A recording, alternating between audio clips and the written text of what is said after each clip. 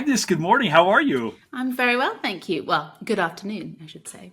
Aren't we doing this? We were just talking before we started recording, right? It's Yeah. like there's a lie going on that we don't know what time it is right now. So if you're tuning in, understand that Agnes and I are we're not trustworthy people. I think it's probably, we're starting with a lie. So that's good. So I'm so excited to talk to you. I've been following you for a while. I don't want to sound like that. That sounds weird. I've been following you on social media for a while. But you've got a new book coming out shortly. About Yes, nostalgia, right? I do, Like, what's yeah. going on with that? It's called Nostalgia, A History of a Dangerous Emotion.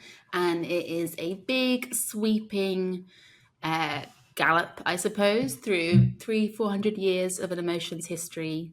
Starts in the late 17th century, comes right up to the present. I'd say actually the last couple of chapters probably don't even quite count as history. And it's not global, but it tries to be pretty geographically expansive. I kind of range around quite a lot. And it's a trade book, so it's a book more for a kind of, I mean, I'm a historian. I'm a proper historian. I've got the credentials and stuff, but it's definitely written for a kind of bigger general audience in mind. So hopefully there's something for a lot of people in it. It was really, really fun to write. And yeah, I'm looking forward to being out in the world, and also, slightly trepidatious, but it was a fun journey to go on at the very least. Well, I'm very excited about this for a couple of different reasons. I had seen that you were writing. You were very while you were writing, and you had kind of talked about the process online and things like that. So I kind of started following, and I was like, wow, this sounds really really cool. And then reached out to you. It's like, hey, we should do a movie. It's like, let's do Inside Out. And you were like page 6 in your book. You mentioned it. Yeah, it's right in the introduction. I mean, it's one of my favorite films. I mean, that predates like the book, and also predates, I suppose, even my interest as a historian of the emotions. But it is a great explanatory device that I use in the book, and I use it quite often actually when I'm writing about the history of emotions, because a lot of people have seen it. It's an accessible film. It's great fun, and I really do think it tells us a lot about the emotions, and it tells us a lot about how some people think about the emotions, and it's a good kind of, I don't know, other side of the coin for how it's basically not quite how I think about the emotions. And so it's a good kind of counterweight to my view of the emotions world. But that doesn't make me love the film any less. It's a great film. No, I have so many questions for you. I think that like this movie kind of allows us to kind of talk about, a lot about your work. I had a chance to kind of preview a little bit of it in the last few days, and I have to tell you a secret. So the trailer comes out the other day. I messaged you. It's like, oh my gosh, the trailer for the Inside Out 2. And then I looked. It's like, oh my gosh, we're recording on Sunday, and I hadn't realized that. I had gotten so carried away. I hadn't seen Inside Out until 2 days ago. Oh no. So I felt like the student who was doing all the work like the night before was trying to get everything into my brain real fast, which is weird because I love Disney, and this felt like I was saying this the other day. This movie feels like a return to like the quality of Pixar films that we saw. Yeah, Like, remember how Pixar used to be like an event? absolutely. I You can't believe know, you've never seen it. It's such a great film. I mean, you don't even have to be in any way interested in, you know, anything I'm interested in to think it's just a great, like, it's such a sort of sweet and touching film. It's so emotionally, and it's so funny. Like, I think some of the funny bits in that film are some of my favorite funny bits of any film. It's just great. It's so charming. I've seen it all the time. I always watch it on planes if I'm on like a long, like overnight trip or something, because it's always good. It's feel good, but also how, I don't know whether this is universal, but I feel like it is, that if you're on a plane, you're much more likely to cry when you watch a film. Um, and I think like Pixar, and is good at that in general, and Inside Out is a real, you know, gets you in the feels, especially when you're at high altitude. So yeah, it's one of my yeah. favorite return to. I watch it a lot. Well, speaking of crying, like we'll get to Bing Bong in a little bit. But you're absolutely right. I don't know, Agnes, if the fact that I'm now like in my mid 40s means I am less inclined to be in touch with my feelings, or I'm even more inclined with my feelings. That whole like, what is it? The male thing, like male crisis kind of thing. So Yeah. not having that, but maybe I'm gonna sit home and watch a whole bunch. Like I'll start with a Bug's Life or something like that. Oh, it's actually very All right. fun. Oh, I love the movie. All right, so I used to work at Disney World actually. So Really? like Wow. I have, yeah. I love Disney. So, all right. Before we get into your book and before we get into this movie, let's introduce you to our audience and kind of go from there. So, if you will, tell us about yourself, who you are, and what you're doing here. Sure. I'm a historian. Mainly, I'm a historian, or rather, originally, I was a historian of medicine and science and healthcare.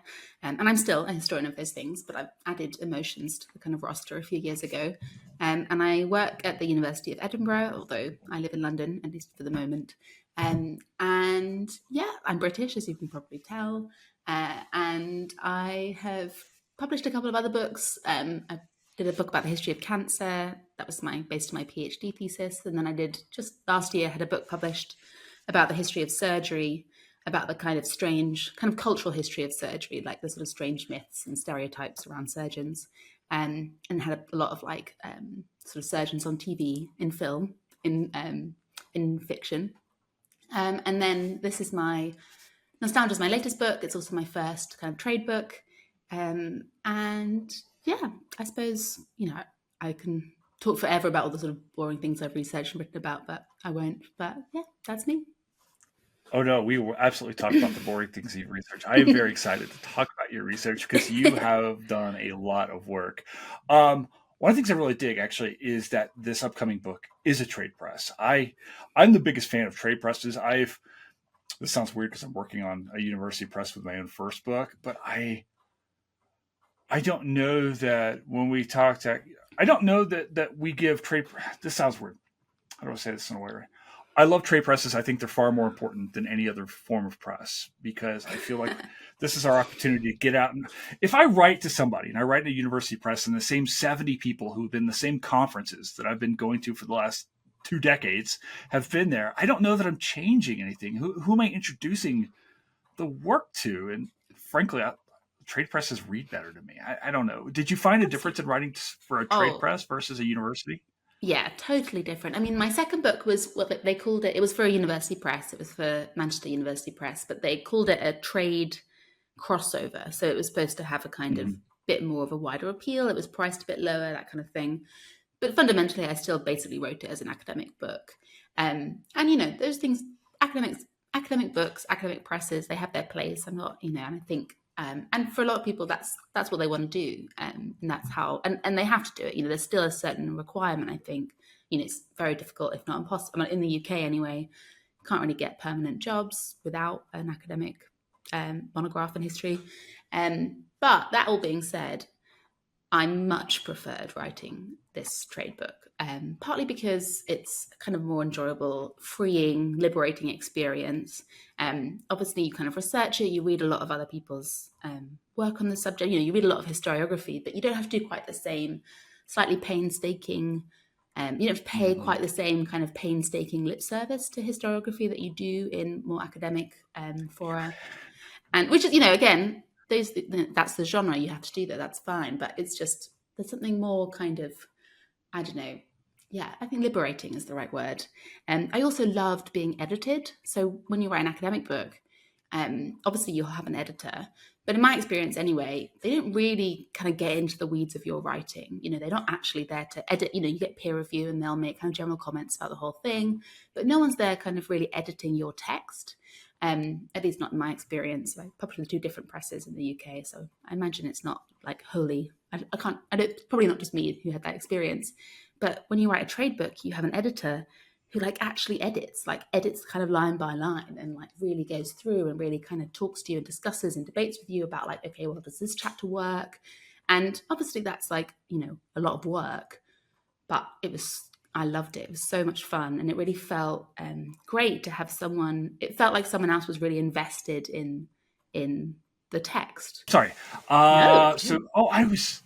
This is perfect too because of the timing of this pod, and and then the new movies coming out as well. So, before we it gets into our excitement for Inside Out 2, uh, why Inside Out? Of all the films that we could have talked about, why this one?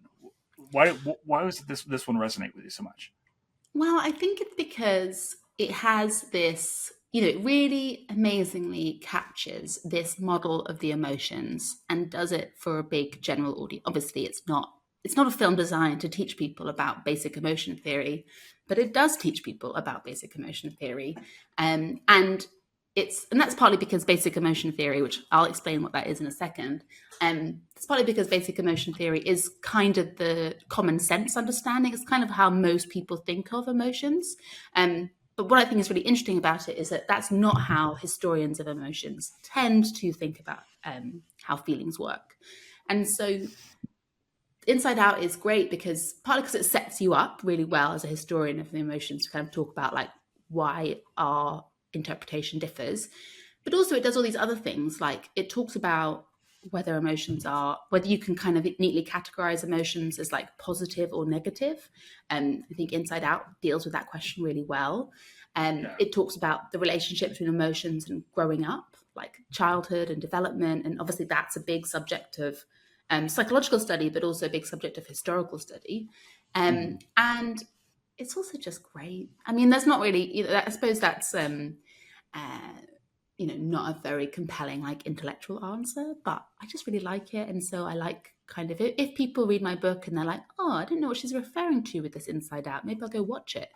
I'm like, okay, great. At least I've done one good thing in this world. Someone's done something. Someone's going to get something really good out of reading my book, even if it's not actually my book. So yeah, I like that. Are you kidding me? Your book is about to be the companion piece for Inside Out and Inside Out 2. We're gonna No, we're gonna work out a deal with Pixar here in a bit. As soon as I yeah, get I off the need some phone here. merch, don't I? I need to kind of get some sort of tie-in deal. Are you kidding me? There's gonna be so much swag. The thing is, like, would nostalgia merch be in like sepia toned? Is my question. Well, it's funny you said that because that was something I was really when I was talking with my publisher about how to do the front cover of the book. That was something I really didn't want. I was like, I don't want a nostalgic cover to my book Hmm. about nostalgia, because I was like, that's kind of the point of the book, is that you know to be alert to nostalgia, or to be kind of. Or I sort of say that the book is a rehabilitation of nostalgia, so it's not necessarily critical, but you're supposed to be skeptical, and so I didn't really want this kind of like sort of sepia toned, exactly kind of the good old days kind of vibe. And so yeah, that's the problem with nostalgia merch. It doesn't really, yeah, you need to think carefully about the visuals. I need to work on this. I've got a couple of months, so I'll get back to you at the end of April with Okay, the fair enough. merch. We're about to open up our own HATM merch, so I'm trying to figure that out as well. Like, there's gonna be a whole shop of like nonsense as well. So I'm trying to figure that out. I have all these questions for you about how I didn't even know, and this that you could write the history of emotions. So this is fascinating to me, and I want to get into that here in a little bit. Before we jump into that, we have five emotions in this film, Mm-hmm. and I'm, you talk a little bit about emotion theory and these basic emotions and these arguments over which are the basic emotions. Can we talk a little bit about what these emotions do? We're kind of centered around this relationship between joy and sadness, who kind of offset one another. Um, Yeah. can, can we talk a little bit about what these emotions are doing and what their roles are? Yeah, so for anyone who's not seen the film, the two kind of main characters within a main character are joy and sadness, and they form part of a cast of, as you say, five emotions.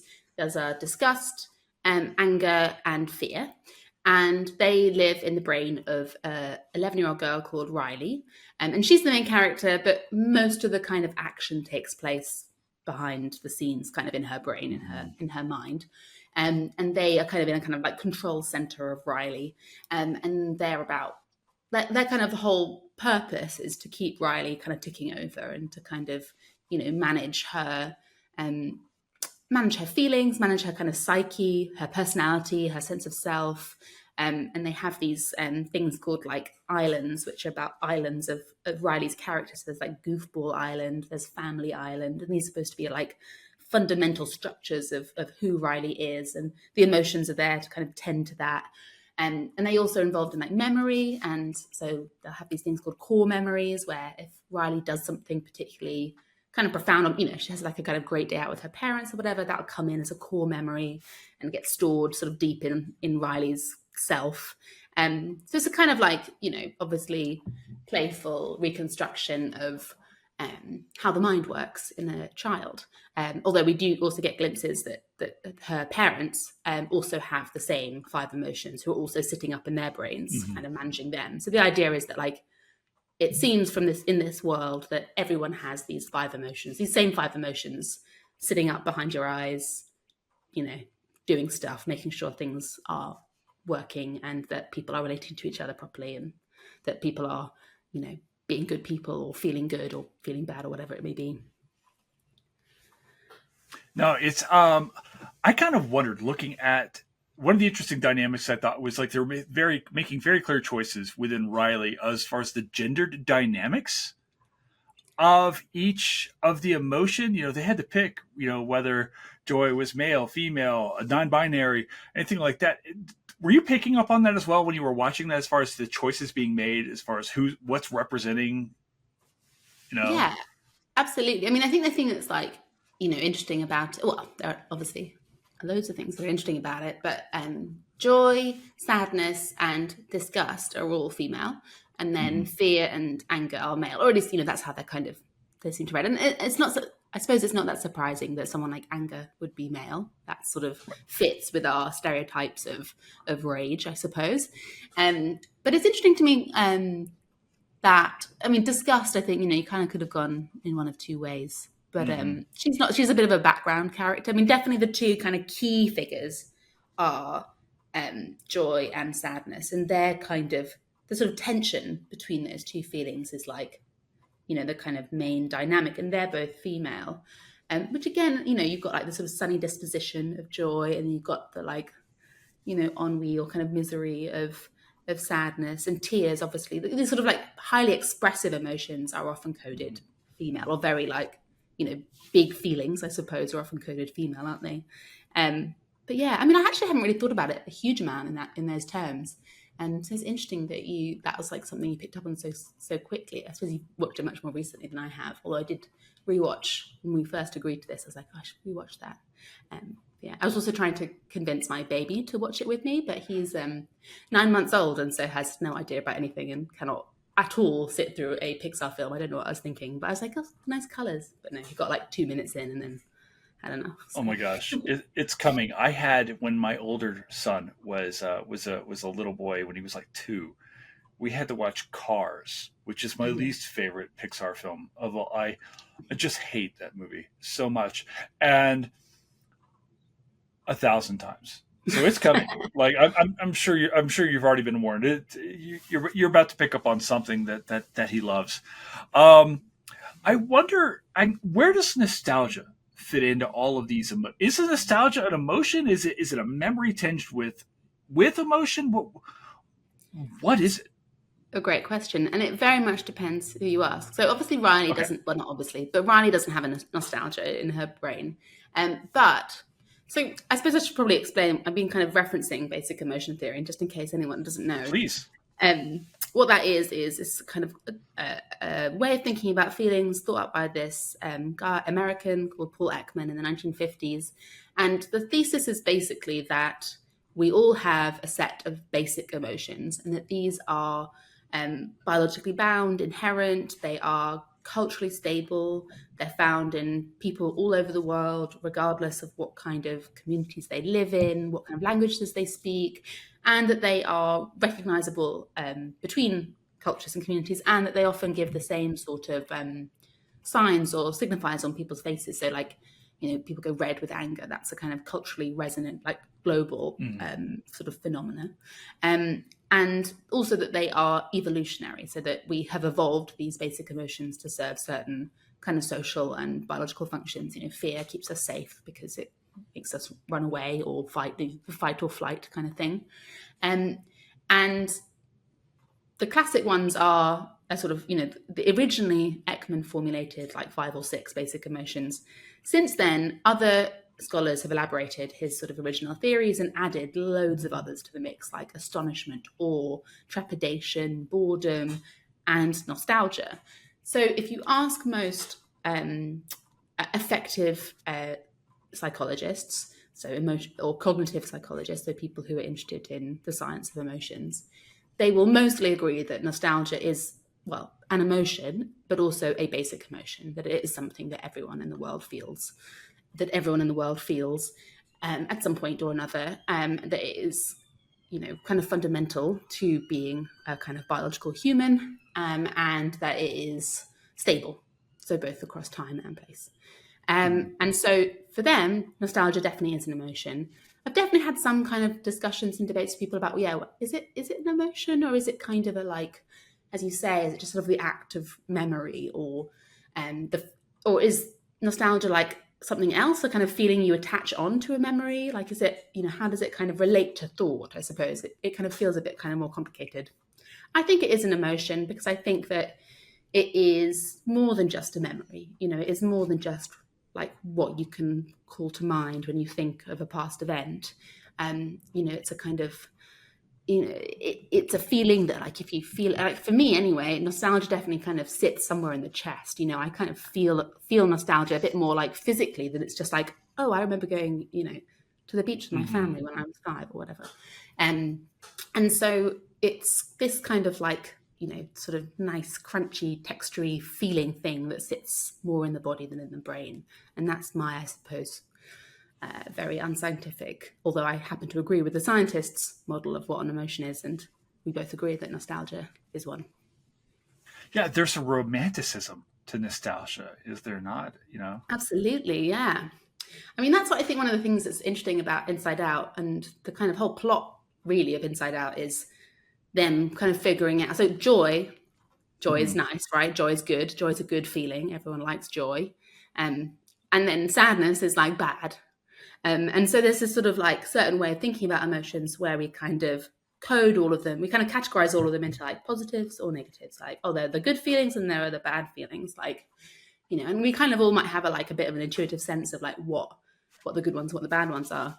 And in Inside Out, really the tussle is, originally the idea is that sadness is bad. We want to have as little sadness as possible. We want to keep sadness down, because when we want more joy, we want more room for joy, and joy is very like kind of frets a lot about sadness is like taking over some of her kind of space in the brain, as it were. But the resolution really of Inside Out, or one of the resolutions, is that actually you need a bit of sadness, that like sadness is a kind of good thing, and that it's not as straightforward as just having like good feelings and bad feelings, and that you need a kind of good, healthy mixture of both in order to be a kind of functioning human. Or at least you need to be a mixture of both to be a kind of adult, or kind of grow up to be a functioning human. And I think that's one of the things about nostalgia, is that it gets a bad press, I would say, generally speaking. Like when we think about nostalgia in kind of political life, like especially very recently, people think it doesn't, carry with it loads of great associations.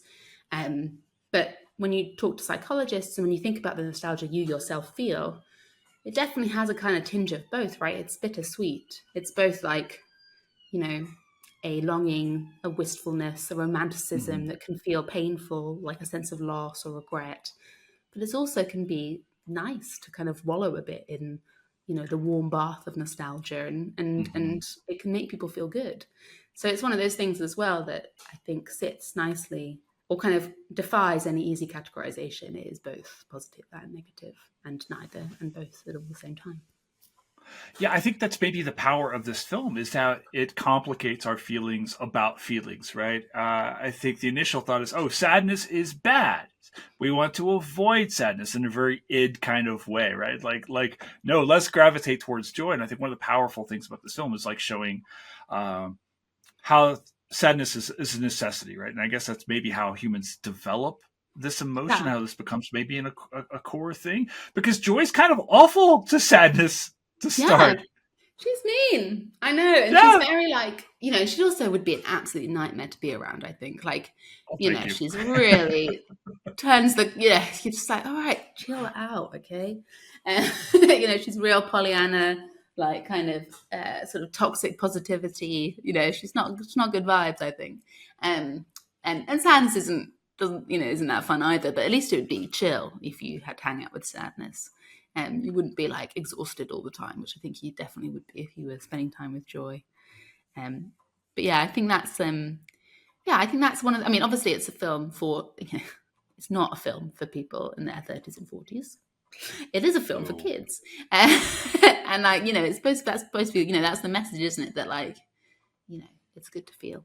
It's good to feel things even if they don't always feel good. Yeah, I was, you bring up this point, like joy isn't very fun to be around, like 24/7.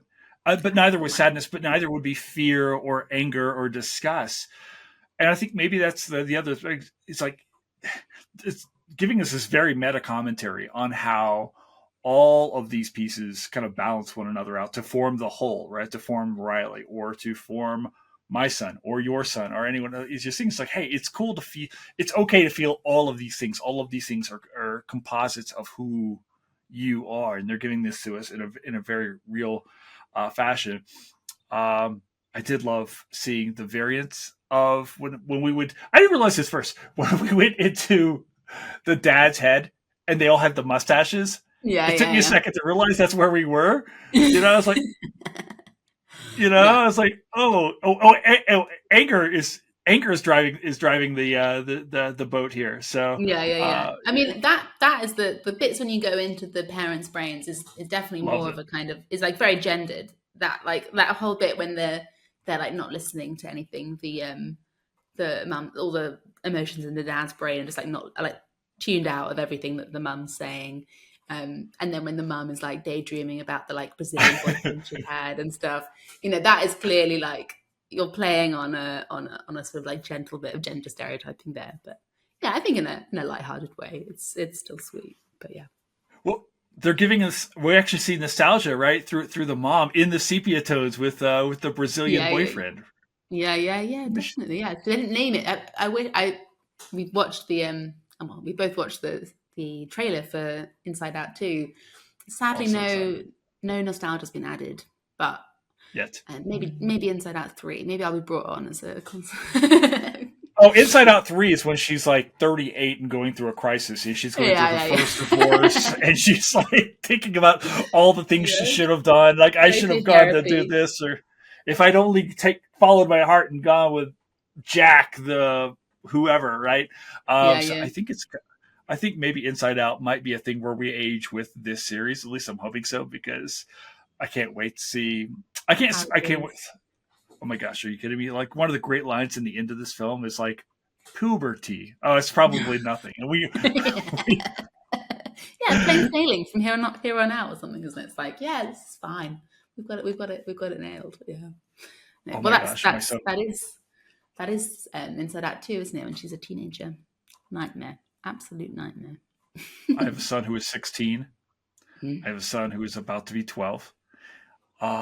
Yeah, it is an absolute nightmare. Like, it's just. I mean, I love my voice, obviously, but oh my god, it is.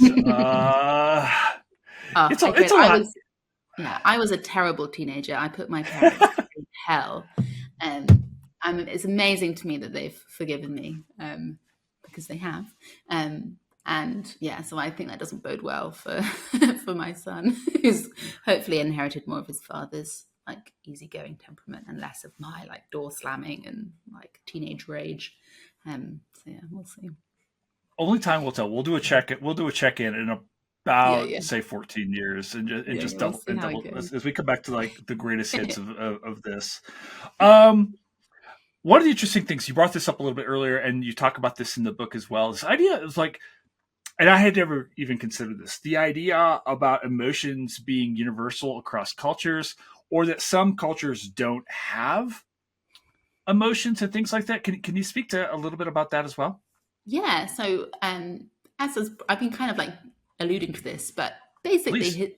me as a historian, and I think most historians of emotion, although not all, don't really buy this idea that emotions are universal and evolutionary and standard across. I mean, we're not really in the business of, like global cultures. I'll leave that to the anthropologists, but definitely in terms of like the past, we cannot know what people in the past felt, how they articulated those feelings, and we have to kind of assume that emotions have shifted across times. And there might be some commonalities or some kind of shared fundamental feelings perhaps, but that um, culture, language, society, social structures, all those things shape not just the way we articulate and communicate emotions, but also our internal lives and the feelings we have, and how we feel things. And I think we've got a good. I think that's a kind of reasonable guess, I suppose, partly because we do know there is a lot of kind of anthropological research that suggests that emotions aren't standard across cultures. So I write a bit about this in my book, but this isn't my area of expertise. But so I write a bit about a historian called Thomas Dixon, who's here in the UK. He's worked a lot on the history of anger, and he writes about how there are communities, and again, he's sort of working with other people's research, but that there are communities in the Arctic, so Inuit communities, who don't have a term for anger. And anthropological research into those communities have found that they don't experience anger either. And anger is supposed to be, as Inside Out tells us, one of the kind of core, fundamental, basic emotions. It's supposed to be something that we all have. But even if something like that, something so core and supposedly fundamental, if that's not universal across time and place, then nostalgia surely is also more, varied. And we know that different languages don't have exact cognate terms for nostalgia, and we know that some other languages have kind of similar concepts, or some other cultures will have kind of parallel or emotions that seem to share quite a lot with nostalgia, but aren't exactly the same. And I think that's one of the things that I find so compelling about writing a history of an emotion, is looking at how that emotion will have changed over time and in response to what social, cultural, or political or historical forces. And that's the thing that's, so interesting to me, is like not just kind of mining the past for how we feel now, but also looking at how have we got to where we've got, I suppose, how is that feeling transformed, and nostalgia has gone on quite a journey. So it's a particularly easy one in some ways to write about. All right, I want to ask you, as we get nostalgic about this movie, I don't know, what are memories? Now we're gonna complicate our own discussion. What are your favorite parts of this film? When you were watching this, when you were you were eager to say, yeah, just absolutely talk about this. This movie is front and center in your book. What are your favorite parts of this film? What do you find that you relate to, that you really like what they're doing? My favorite part of the book, my favorite part of the film is the bit where, so they have, I mentioned before, they're like memories. So all these memories get stored in Riley's brain, and these little kind of orbs, glowing orbs, and they all get stacked up. And there's a bit where these people are going around, these like cleaners are going around in the deep memory bit of Riley's brain, sucking up all the memories that they don't think she's going to need. And they suck up all of her, they suck up like all of the presidents apart from like Abe Lincoln. They like suck up, all these phone numbers apart from like one from her like childhood friend or whatever. And they do this, and they also suck up like all this like useful stuff basically, but then they leave this jingle that just kind of then plagues the rest of the film. And I just thought that was so funny. It's not particularly profound favorite bit, but it's just like so good. And my own memory is terrible. It's got like worse and worse. I'm like not a good, don't have great recall. And so I was like, yes, I feel, yeah. I was like, oh yeah, I can remember my like landline phone number from when I was 6, but I can't remember anything like actually useful, like, or who am I supposed to email, or like, what my plans are for the coming week. And so, yeah, I really enjoyed that. And I like the idea that there is someone going around in my brain hoovering up stuff, because then at least it's not my fault. Oh my gosh, I worry all the time that I've got like early onset Alzheimer's, because I can't remember. People ask me about HATM, and they're like, well, what movie did you do last week? And I sit here and I go, I don't know. That was 3 days ago or something like that.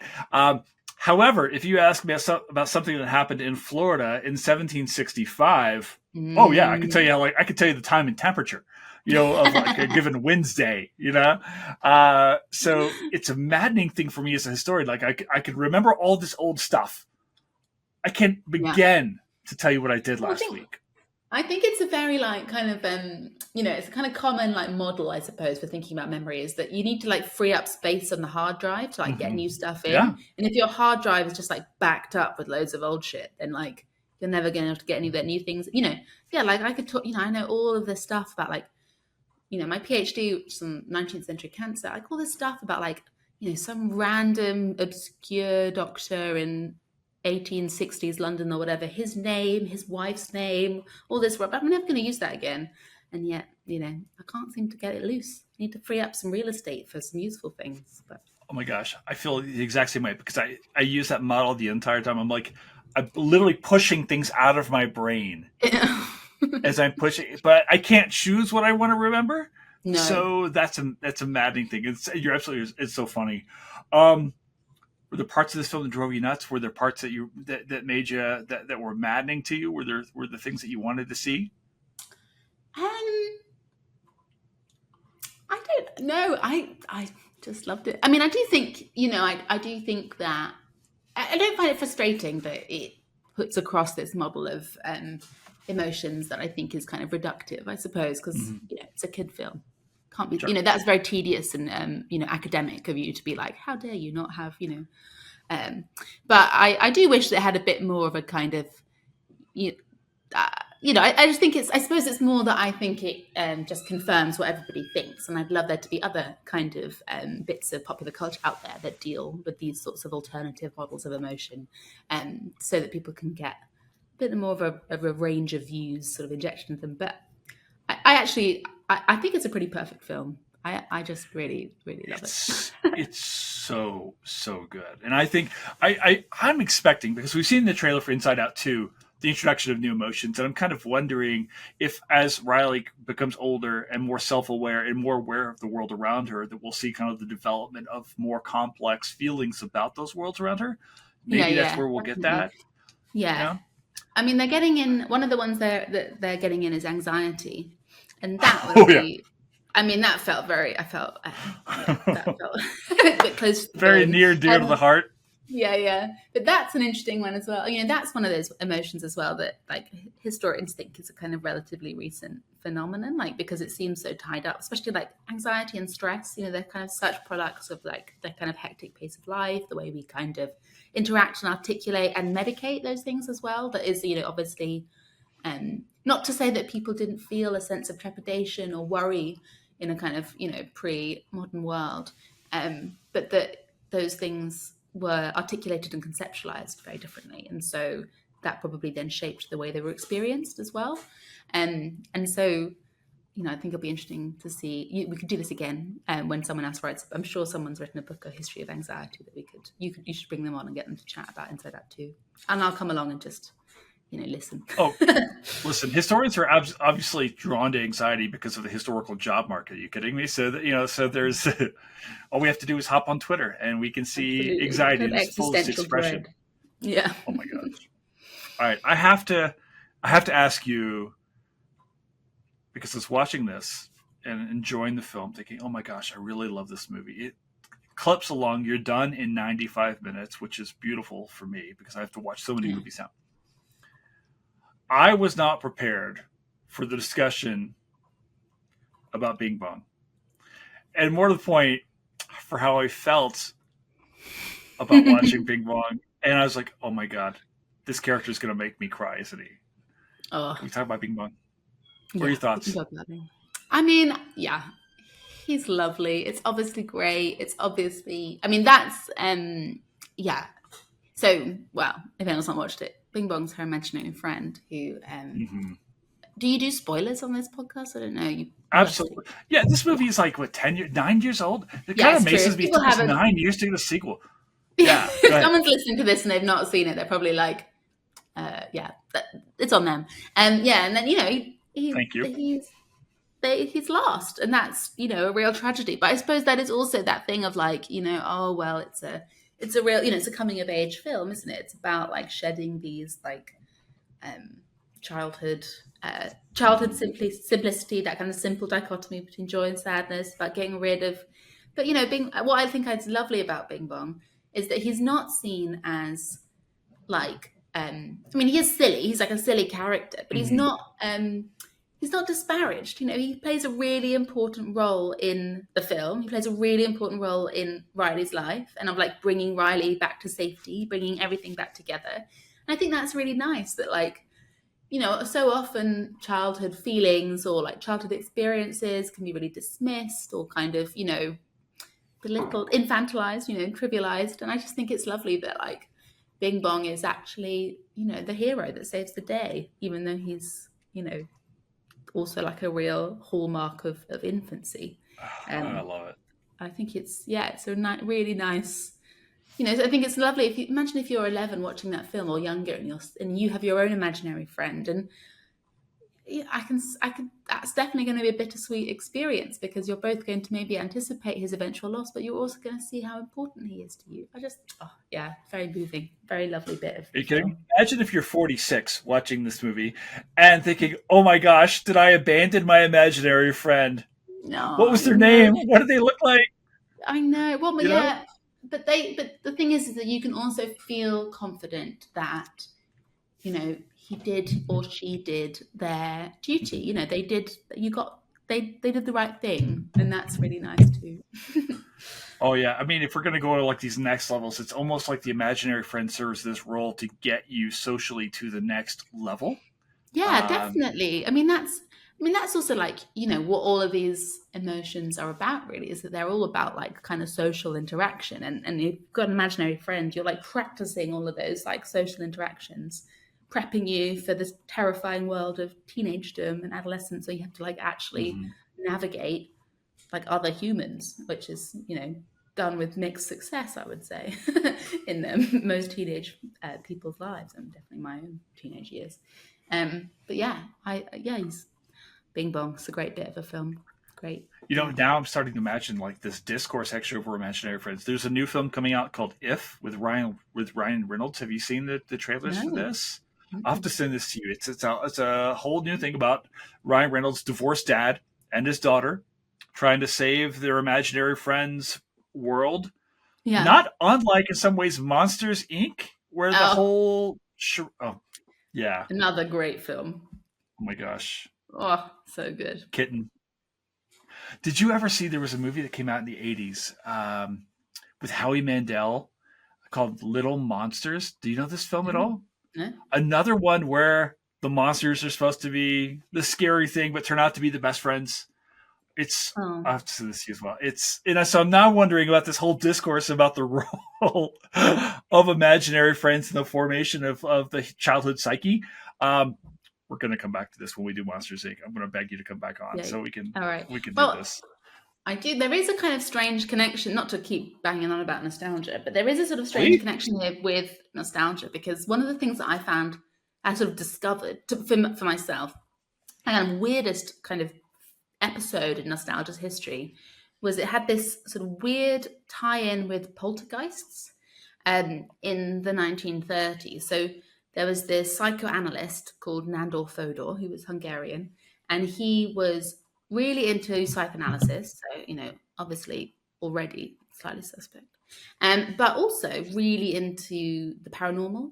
And he thought that you could build a new academic discipline that kind of blended the two things together. And he wasn't alone in thinking this, but he basically thought that poltergeists were kind of like imaginary friends, that they were mostly seen by young people like kids and adolescents, and that they were kind of a projection of the psyche outwards, that like you would only that something had gone wrong, something had kind of like there'd been some sort of like emotional aberration, and they Mm, weren't adjusting to adult or like growing up very well, and so they kind of externalized their psyche and they kind of invented these poltergeists, which kind of are like imaginary friends that speak to them and do stuff, and you know, and he thought that nostalgia was basically very similar, that only kind of slightly defective people, or people who weren't managing their feelings very well or weren't managing growing up very well, especially people who were like kind of struggling to like, you know, cut the what's the cut the apron strings, you know, people hmm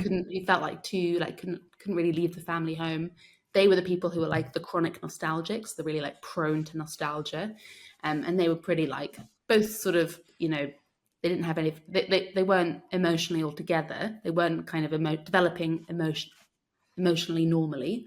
That nostalgia is like a slightly suspect emotion to be having any like large doses. So nostalgia, poltergeists, and imaginary friends, all bad signs for someone's psychological life, and also all kind of the same things, and all kind of emerge around the same sort of time, like childhood, early adolescence, um, which is kind of weird, but you do sort of still get little echoes of that kind of quite disparaging view of nostalgia kind of around today. That intellectual, progressive people, smart people aren't nostalgic. I think there's still that kind of slight implication in sometimes when people write about it, even now, although they don't know anything about Nandor Fodor. They haven't necessarily read his work. But I think there is still that little bit flying around, in sort of the New York Times discourse around Trump voters, for example. You get it a little bit. But yeah, but that was weird. I thought that was strange. He has this whole like kind of very strange set of theories. I mean, that's one of the best things though about being a historian of anything, but of kind of science and medicine and stuff, is that such weird stuff. People come up with have such wild ideas, and not all of it lasts, but it's always really good to kind of get stuck into it. Well, I actually want to dive in on nostalgia. I'm going to come back to nostalgia even more here because I'm fascinated with the idea of like writing the history of an emotion. But you're doing more in this book than say just writing the history of emotion. You're really kind of using this emotion as a vehicle in a lot of ways, as a lens to kind of talk about, a lot of different aspects as far as like society or regret, dislocation, work and industry, like politics and fear and anxiety. Like, how do you use an emotion to write about these things? I am fascinated how you took this thing and used it as this mechanism to understand other things. Like, how does it happen? Great question. Well, so nostalgia is a great emotion to do this with because it has changed so much. So, as I'm sure lots of people know, the term was coined in 1688 by a Swiss physician called Johannes Hofer, and it basically was for him and for his kind of fellow physicians a disease that had the capacity to kill people. So it wasn't just an emotion, but it was a diagnosis, and it was also quite different to the emotion we now know and love. Nostalgia now obviously is a kind of longing, regret, wistful feeling about a past time, so like your childhood or something else. Whereas in the 17th century, nostalgia was a kind of like pathological homesickness. So it was a place-based emotion, or a place-based sickness. And he first identified it specifically in mercenaries, so soldiers who'd been sent away from home to fight abroad, in domestic servants, so people again who'd been sent away from home to work elsewhere, and in university students, so anyone who'd again left home and gone and studied somewhere else. And he thought it was incredibly concerning disease, had been really understudied, not been taken seriously by the medical community, and he had all of these sorts of theories about its causes, its characteristics, possible cures. But fundamentally, the only way to cure nostalgia at this point was to send people back home. Like you couldn't, most people wouldn't survive unless they returned home. And it kind of stays, it has some interesting twists and turns, but basically it stays like this until the beginning of the 20th century. And then at the beginning of the 20th century, it slowly mutates, morphs into this thing we now know it to be. And in the process sheds a lot of its, it sheds a lot of its threat, it's sort of, existential threat, I suppose. But it retains, I think, some of that kind of worrying. This is why the book is called A History of a Dangerous Emotion, because it was literally dangerous. And then now it has other kinds of more subtle and more diffuse, but still has an element of danger to it, which is always fun. And I think the thing that I was trying to get at in the book, or trying to kind of do with the book, is to think, okay, well, why did nostalgia change like that? What was it responding to? What shaped it? And then, in turn, what did nostalgia do to the world? So what did people's experience? So this is, you think of an emotion as as internal, individual, that you're kind of looking in on your own feelings. Like, why would that be Hmm. something that would necessarily be a historical agent? Like it seems sort of like a weird exercise in like, like, oh well, we can. It still seems a bit sort of silly in some ways to say like, oh well, we can explain the French Revolution because of all the rage that was going on. I think that would be a reductive argument. So I don't make that argument. And the book is fundamentally not an exercise in trying to kind of psychobiography. So I'm not about saying like, well, this guy in 1767 or whatever, he was nostalgic and that made him do XYZ. Like that's not what this book is about, because I think we can't know that, right? We can't know actually how people felt. But what we can do is look at how people instrumentalized nostalgia as a way of justifying certain approaches to things, about how they used it to kind of analyze the world and think about, what was going on. So one of the examples I write a bit about in the book, and this is the kind of the most of the book is quite lighthearted, right? And this is like very much not a lighthearted bit of the book, where I write about nostalgia amongst the enslaved. So people who were captured in West Africa, transported across to the Americas into slavery. And nostalgia was a very common diagnosis made among the enslaved. So it was seen as an explanation for why a lot of enslaved people took their own lives, both in transit but also when they arrived in the Americas.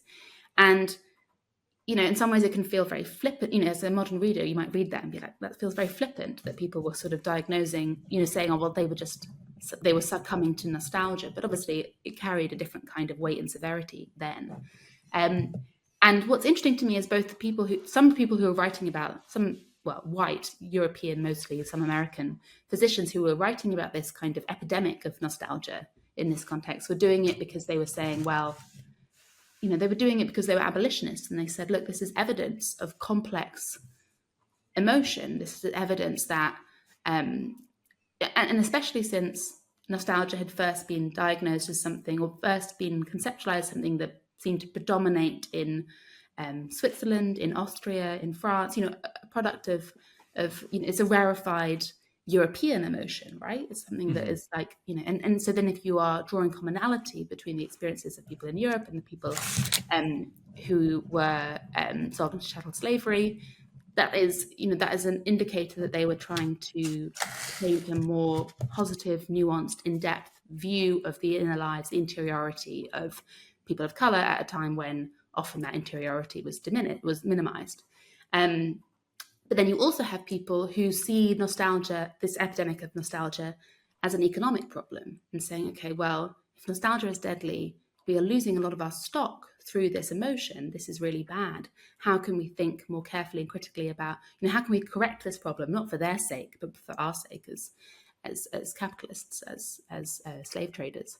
And that, I think, is an indicator of both like how an emotion can be, how a kind of category can be deployed to different ends, but also fascinating insight into how different how emotions and diseases can be used to underscore and also complicate social and racial and political hierarchies, that we see this, we talk about this a lot now, right, about like how some communities, some people have greater access to some feelings and not others. So we tend to be very characterize the angry black woman, and that's a kind of very dismissive and undermining stereotype, and that some white men have more kind of access in some ways to like rage or stridency, that doesn't diminish them in the same way that it might undermine the claims of a woman, or particularly a woman of color. And I think that nostalgia also can do that sort of hierarchizing or something, I don't know. And that is a big part of the book, is looking at how not how so much how emotions are felt, but how they are instrumentalized, and how narratives around emotions can kind of lay into very familiar or complicated or nuanced, very familiar stories about history and take us in a slightly different direction. Yeah, as you're talking, and I'm thinking about my own experiences. I've moved around a lot as an adult. And I left Kentucky, where I'm from originally, when I was 20, 21 years old, for very real reasons. It was very small town, very conservative, very religious. I'm none of those things. And the longer I'm away from Kentucky, and I find myself in some ways fighting off the ill effects of nostalgia in some ways, because I will start to fantasize or romanticize about how good life was in Kentucky, about the summers I spent there, and all these. And I wonder, Agnes, if there's a, in the contemporary context about selective memory and its role in forming nostalgia, because I think about my grandfather, who I loved dearly, and then I go home back to Kentucky. And within 2.5 days, I am clawing at the doors to get out as fast as I possibly can, because the reality does not fit the Absolutely. I nostalgia. mean, that is essentially what nostalgia is, right? It's a kind of partial or imperfect memory. I mean, all of our memories, Mhm. human memory is bad, right? We're very bad at accurately recalling the past. That is one of our like kind of fundamental, that's just true, right? When all of us are bad at it. We've talked a bit about our own like poor memories, but everyone's bad at remembering actually how things happened. And that's because our memories are fallible, and they are constructions as much as they are like accurate or like sort of facsimiles of what's actually happened. And nostalgia is that like on acid, right? It is totally about, it's a rose tinted view of the past, right? And it is totally selective, totally partial.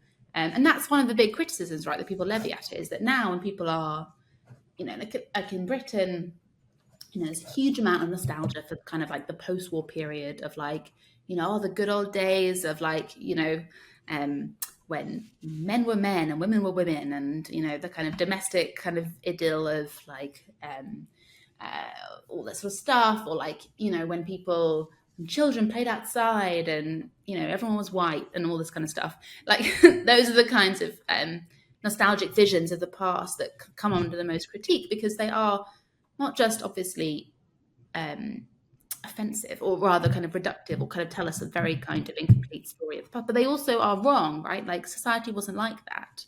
You're misremembering. If you're talking about the 50s and 60s, you could have a very nostalgic vision of society then and say, oh, it was great, it was wonderful, it was lovely. Or you can say, okay, this is a time when women weren't able to procure their own divorces, they weren't able to have their own bank accounts, that businesses were allowed to discriminate along racial lines completely unimpeded by the law. There's all these things that were like bad. And if you're nostalgic for a time period in history, as historians, we know, right, that there's lots of bad, even with any good comes with like a bucket full of bad as well. And that's the whole point of being a historian, right, is that you're about like being detached and objective about a time period in the past, and saying, and looking at it kind of warts and all, and saying, this isn't all roses.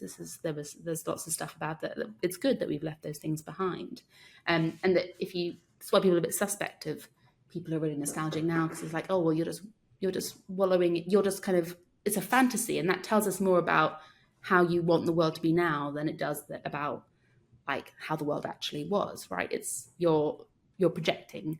You're not remembering, and that I think is really interesting kind of aspect of nostalgia that I like to sort of think about and write about. Yeah, there's a whole other podcast now that is entirely devoted to nostalgia and its own effect on how we remember interpersonal relationships as Oh well. yeah, Oh, definitely. that Well, I mean, mean, that's what, so psychologists now think that nostalgia is like basically was evolved in order to embed, to strengthen social bonds. That its whole point that we have it is that because it's a social emotion, and that usually when people are nostalgic about something, they're nostalgic about a peopled past. They're not nostalgic about a non-peopled past. And so it is supposed to make you feel more connected. And people now, psychologists now, are very positive about nostalgia. And they say, actually, it's a really good thing to feel, because it makes you feel more connected, it makes you feel more sociable, it makes you feel more loved. It can be good, evoking nostalgia in people can be a kind of treatment. It can make people feel better, more emotionally healthy, happy, less depressed, less anxious, all of those things. And I can kind of see that, right? Like it is when you think back to if you can remember a time when you felt loved and connected, then even if you feel sad or wistful that that might have gone, at least you know you have the potential to recreate that in the future, right? There's a kind of like, also can tell you something positive about your own capacity for love and connection, which is, good, not just bad. It's a human feeling, right? Yeah, So, messy, yeah. complicated. Oh my gosh, yes, right. And that's what God, I love this movie so much. Like I can't. I'm gonna watch it again as soon as I recover from Bing Bong. Like I'm still not there yet. Not ready to go back. Um, I'm ready to be heard again. Mm. Let me ask you, Agnes, are there scholars or there books that really influence the development of this particular book when you think about like when you were starting to conceptualize what nostalgia was going to be in a very memory centric and not nostalgia oriented way? Who are the people that influence your work? What else should we be reading? Wow, great question. Well, I thank you. mentioned him before, but Thomas Dixon, who, well, he's still a professor at Queen Mary, but he's actually done the most admirable thing and left academia to, and he's still got a foot in, to be retrain as a primary school teacher. And Wow. I think that's, great. But he's done amazing work on sort of both sort of conceptualizing what an emotion is, what the history of emotion is. He does that work on anger that I talked about. And I found that, and I used to work with him at Queen Mary, and he's a great person as well. That always helps. And yeah, he's been really influential on my work. On the book specifically, I would really recommend reading a book by Susan J. Matt, which is Homesickness in American History, especially if you're American or you're interested in American history. That's really great, and that has a lot of the arguments I make about. Because there's a chapter in the book about homesickness. A lot of the arguments I make in that are indebted to her work, and that's a really great book. And tells a really interesting story about how homesickness, which now is a kind of a bit like imaginary friends, is a kind of like infantilized, trivialized, like something that only like kids, you're not. Yeah, it's sort of seen as a bit silly to be homesick, right? And then she writes about how in the past, in the 19th century, it was a noble, virtuous condition that showed, sort of that you were committed to like the fatherland or the homeland. And Mm. then due to the forces of capitalism, colonialism, the need for an increasingly mobile workforce, homesickness was diminished. And, I think there's a case to be made for resurrecting homesickness as like a kind of partly because I get very homesick, a bit like your kind of talk about Kentucky. I've done a very poor job of leaving my hometown of London, and always get very I used to be as a kid really homesick. I found it really tough, and now I'm a bit better at managing it. But I moved to Montreal for a year in 2021, so kind of in the midst of the pandemic, and I was so homesick. And it was Mm. lovely. There was nothing wrong with the other than the world falling apart, but there was nothing wrong with my new home, my new job, and I'd gone with my husband, so it wasn't like I was even that alone. But I was really sad about missing my No. parents and my friends and stuff. And I think maybe we need to like rehabilitate homesickness a little bit as well, if only for my sake.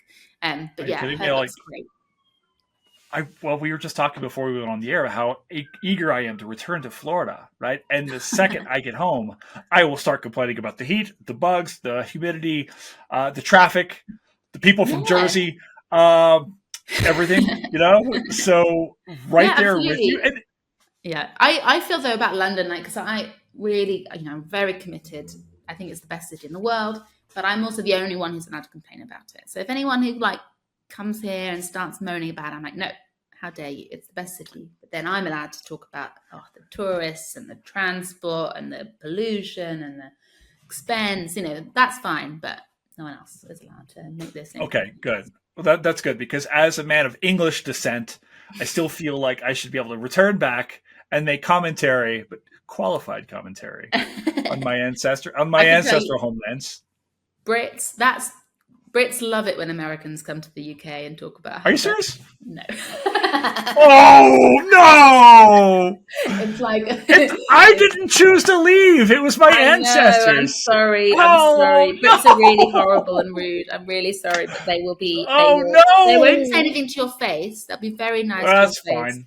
But I'm behind your bigger than back, most they'll be like, Brits. "Ugh, these Americans." That's the vibe. I I love had a, Americans. I'm. You're not. You wouldn't hear it from me, but I have a homesickness towards England. I'm just saying yeah. it's not grounded. So now you're gonna be like, this guy, he's awful. No, I Um, mean, I think that's very common actually, though, is that thing of like, really?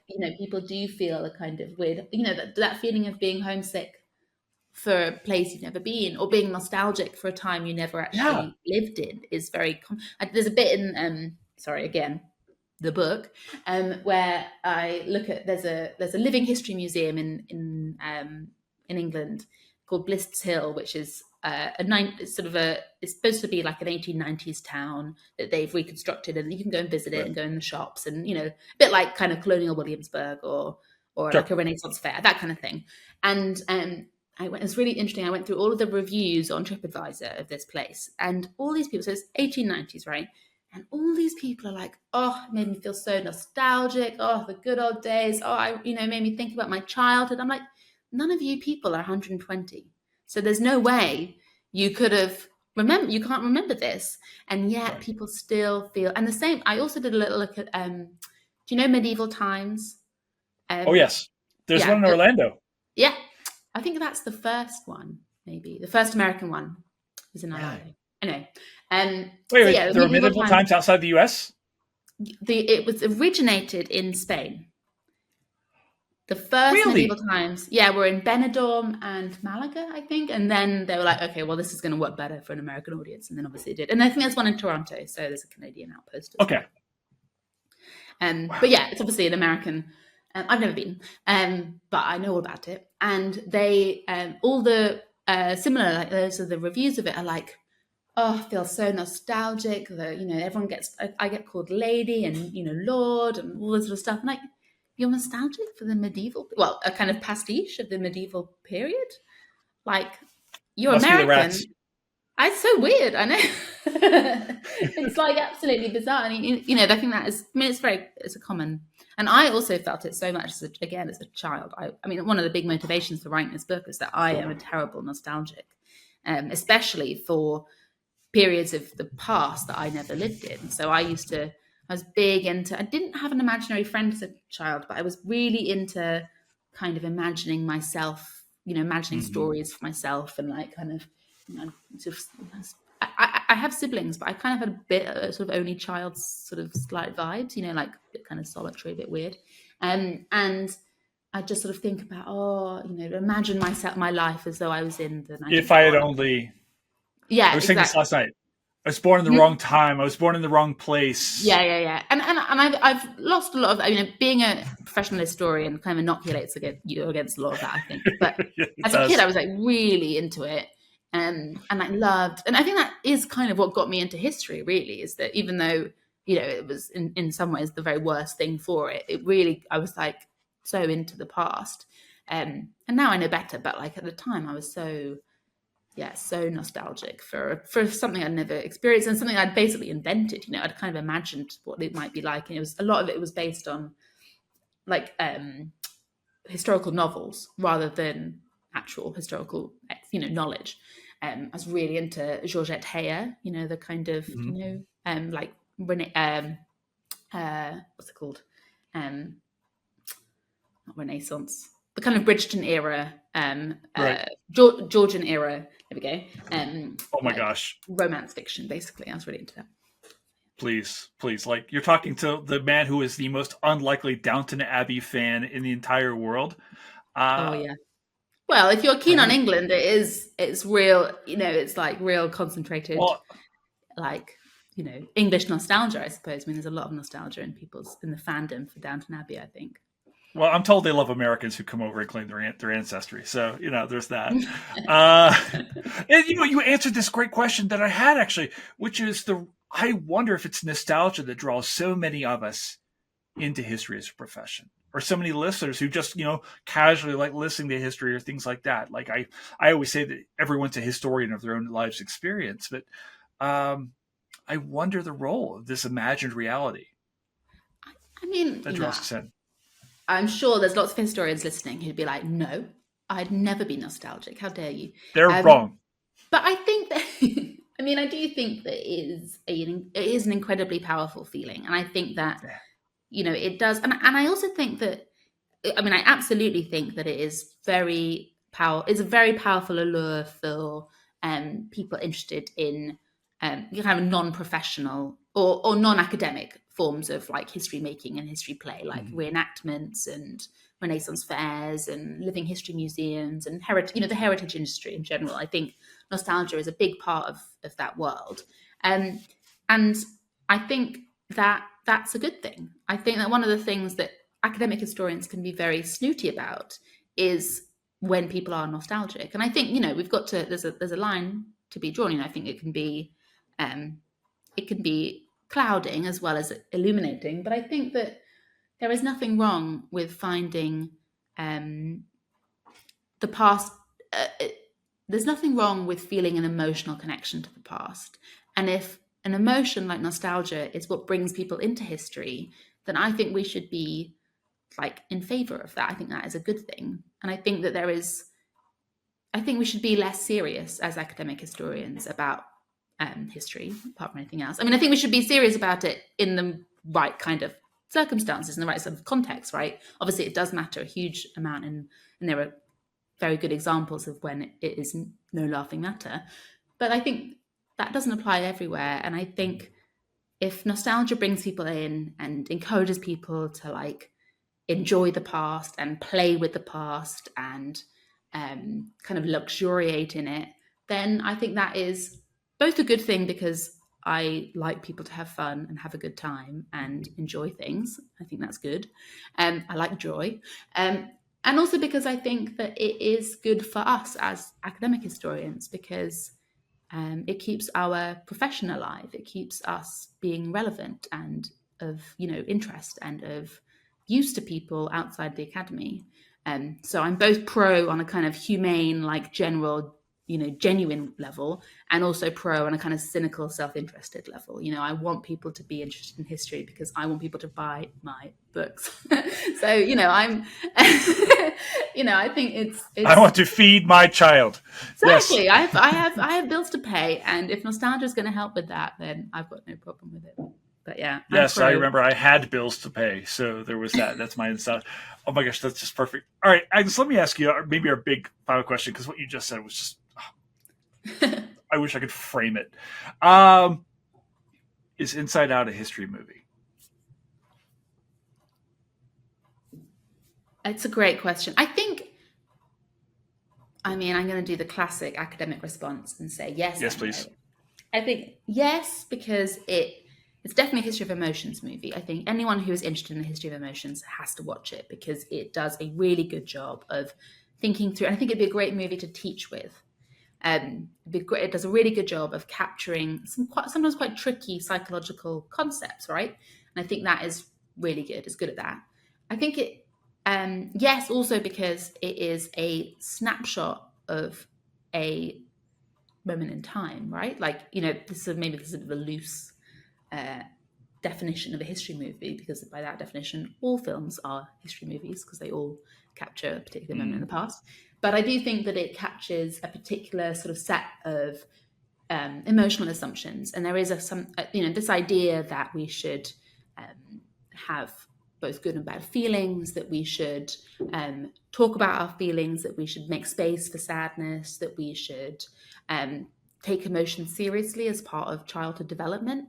It's obviously a kind of a product of a very particular historical moment and a product of a very particular kind of set of trends in psychology and mental health in the way that we articulate feelings. And I think it will, be a very important historical source in the future. And then obviously no, because it's actually not about history at all, right? It's about it's about a little girl and her feelings. And it's a kid's film that is like makes no claims to being kind of historical in that sense. So yeah, maybe that's not the most. Maybe I could probably think about that question for weeks and have maybe a better answer. But that's what I'm going to go with right now. We'll think about it until we come back to do the sequel. Yeah, So exactly. where can people find you in the present, online, so forth? They want to learn more about your work, your book. Well, Where can people find you? well, you can buy my book. You can pre-order my book, depending on when this is going to come out. It's published It's on the coming out in 25th. April. We're going to push this book. Okay, great. It's coming out on the 25th of April. You can buy it in all good and bad bookshops. And it's being published by Picador, Pan Macmillan, so you can get it direct from their website if you want to pre-order it. And you can find me all the time, all day long on X, formerly known as Twitter. And I am Agnes Juliet, AGNESJULIET. But also, if you Google me, there's only one of me, so that's quite handy. I've got a kind of complicated double-barreled surname, and that means that there's only, I'm quite easy to find. But yeah, definitely on Twitter or, in books. Those are the places you can find me. Oh, Agnes, I was so looking forward to talking to you today. I am so glad that you took the time. I know it's a little bit later over in England, in London, today on a Sunday. So thank you so much for taking the time to talk to me and talk to us. This has been a blast. This is awesome. Come back. Thank you so much. Thanks for having me. I had a great time. I've got to go put the baby to bed now. That's my next task. But yeah, a lot less fun than this, I can tell you. Yeah, we'll see. All right, hold on.